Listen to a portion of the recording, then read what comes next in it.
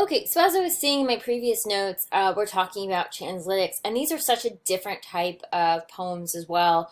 A poem translated from a foreign language by paying attention not only to the meaning of the words, but to their sounds. So the poet uses as a guide wherever homonymic associations come to mind. So this is going to sound really weird when you read it out loud. Garniverse un plus immortel, which is from a poem by Jules Laforge, might actually vaguely sound like Garnish, worst of plush immortals, or Carnival's impulsion or tells, or Carniverse unplugs the mortals. You get the idea. You've got lots of different sounds. So it's easier to use a poem in a language you don't know for that type of exercise that you're doing. You can stick to a close reading or in later drafts, see kind of where it goes from there. So, of course, this is a poem by Charles Baudelaire, and this is the first version of it in its original form, original language, and here then how it's rendered into English here as well, based off the them. So it's the author's fourth draft, so they've moved through a couple different, from French to the original English draft here as well.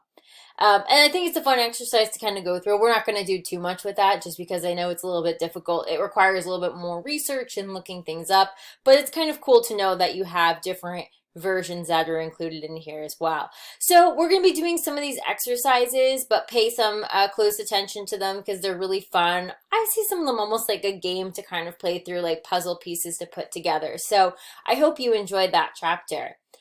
Moving on to just outlining some of the other parts that Cowett talks about, there's other different types of experimental poetry. He entitles chapter 14, Flying into Oneself, Dream Work and the Magical Image. So very much focused on these ideas of visual cues and visual effects. He talks about, not to get too psychological on you, Sigmund Freud publishing The Interpretation of Dreams, which was, of course, his most infamous study that he tries to demonstrate that there is a possible way to interpret dreams and that everything sort of bears significance coming after that. And that was such an important text.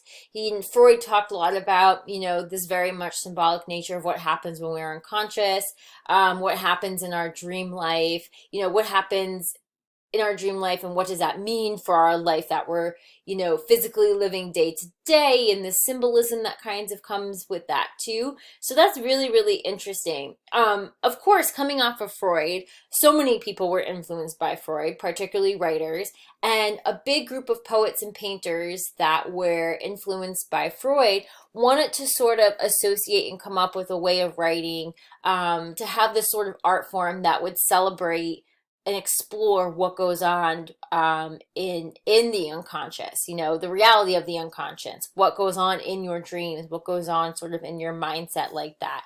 And sort of definitely an art form that requires, a lot of thought and a lot of emphasis to that too. And they called it the Surrealist movement. Now, if you've taken any art classes, art history classes, or even just going back in terms of history as well, you're going to recognize some of these names of Dali and Ernst and Duchamp and Magritte. They've made Surrealism as an art form something that we as students can study and something that we can go to museums and look at and something that we can break down.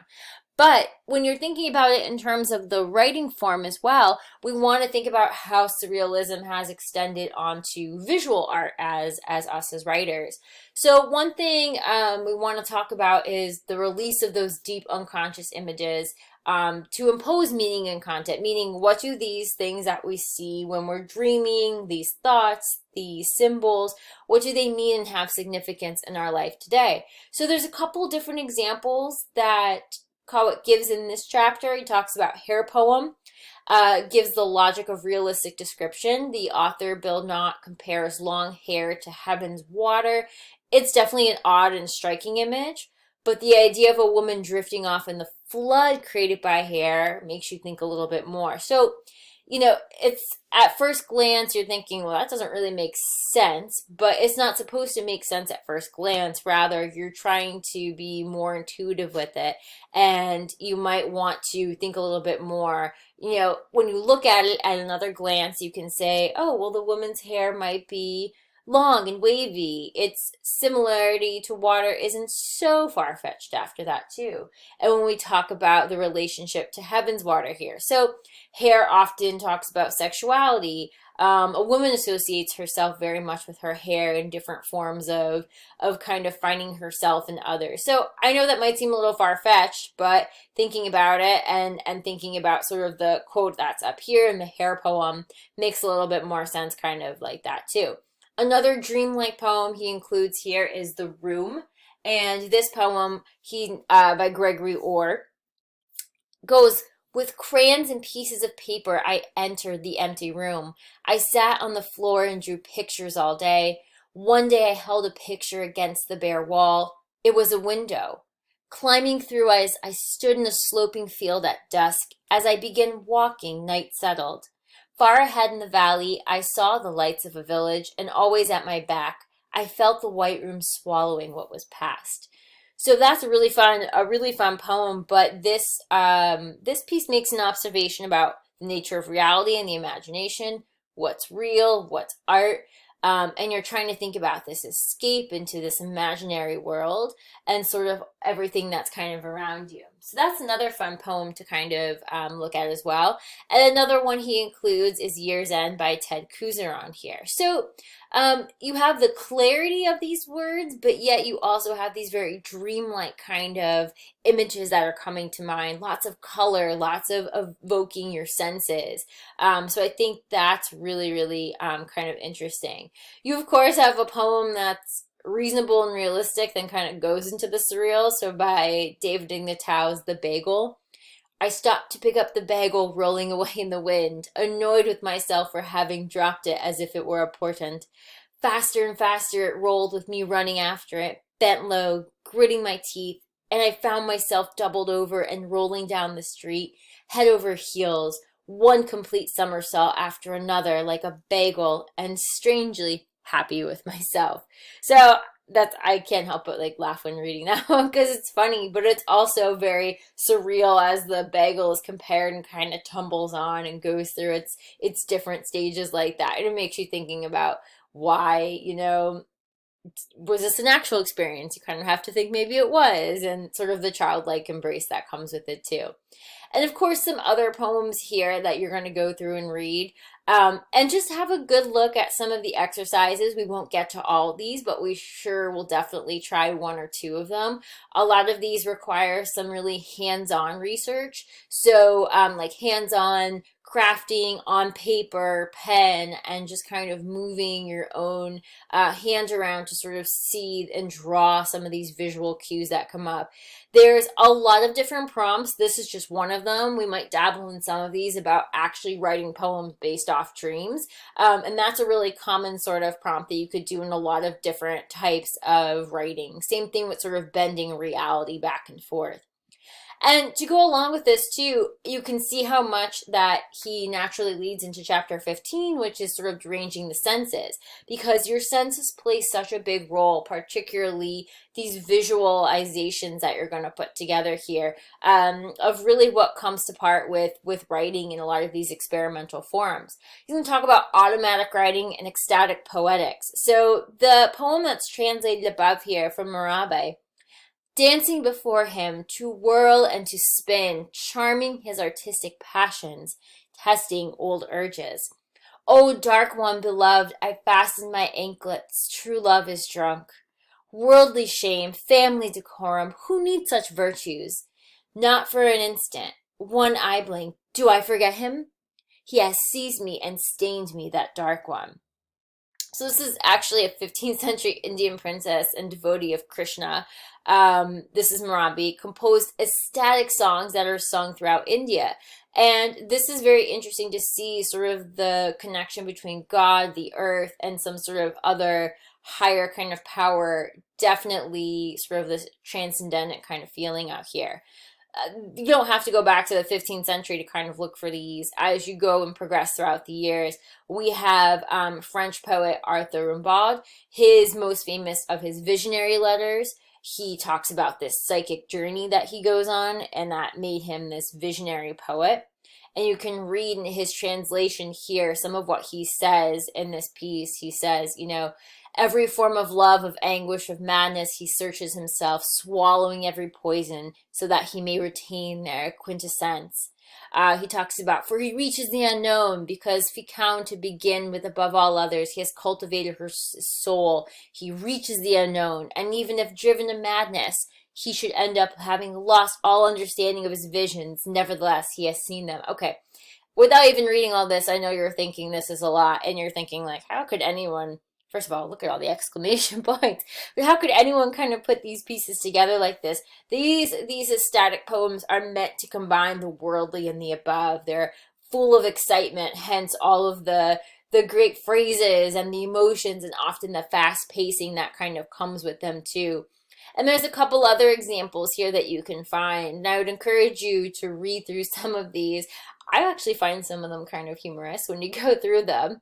But if anything, they're very much full of emotion, full of that appeal. Now, of course, there's a lot more. There's American writers that have a lot of the resemblance to this kind of language and the ability to kind of like have, you're looking at these and you're thinking like, well, there is no logic. Like, why are you putting these together like this? I can't tell you there's a lot of logic to them, but this is an example from Henry Miller's Tropic of Capricorn, one of his biographical novels. So it's not only in poetry that this has to take place. There's a richly textured poem that is very much full of images that uses some of the same styles and functions that we've talked about before. So repetition above as well. That's a piece by Jack Marshall. So that's another interesting one kind of, and sort of looking at that too. So I think just reading through some of these, we'll of course look at, Walt Whitman. He's in our book. He's been referenced here many of times. He's in our Oxford Book of American Poetry. He's very much what I would call an American ecstatic poet. I know some of the European and some of the older century ones are a little bit hard to kind of, some of them for a great deal have to be translated. But Walt Whitman's very accessible for us to look at. And Song of Myself, which we referenced before, and we're going to read for next week, parts of that, definitely have the emphasis of this very much ecstatic poetry, where you can see in here, he says, the atmosphere is not a perfume and has no taste of the distillation. It is odorless. It is from my mouth forever. I am in love with it. I will go to the bank by the wood and become undisguised and naked. I am mad for it to be in contact with me. The smoke of my own breath, echoes, ripples, buzz, whispers, love root, silk thread, crush and vine, my respiration and inspiration, the beating of my heart, the passing of blood and air through my lungs, the sniff of the green leaves and dry leaves, and of the shore and dark-colored sea rocks, and of hay in the barn, the sound of the belched words of my voice loose the eddies of the wind, a few light kisses, a few embraces, a reaching around of arms. So it's really, really beautiful, as how it says, to be in love with the air, your breath, the rocks, the hay, the grass, everything by life. Going off of Whitman, his contemporary, someone who learned from him, was Allen Ginsberg, who we'll look at as well. So it's interesting from the opening lines of Howell, who kind of have sort of that same very juiceful yet very hallucinatory kind of images that come out of that too. So there's a couple different exercises that we'll look with ecstatic writing and automatic writing, which is, automatic writing, when you think of the title here, the French surrealists came up with that. It's sort of like a trance-induced free association, just kind of unconscious free play with words, no censors around it, don't judge your work, pick up the pen, or in our case, start typing, and just go for it, even if it's, as Kawit says, absolute gibberish. And some people really like this to get going and need it to kind of get starting and don't feel self-conscious about your writing. It's almost very much connected to like stream of consciousness prose, where you're just kind of going for it, pretend, invent, and see what kind of comes up with it. We'll have some examples of this type of poetry, and also looking at ecstasy poems. And ecstasy does not mean like, disassociate it from all common connotations of like what people see in the news and the media and the drug, but really think of ecstasy as pure euphoric. You're feeling sort of out of body emotions here. So I'm glad this chapter kind of covers this. We're going to do some examples with it, but definitely let me know if you have any questions kind of on this point too.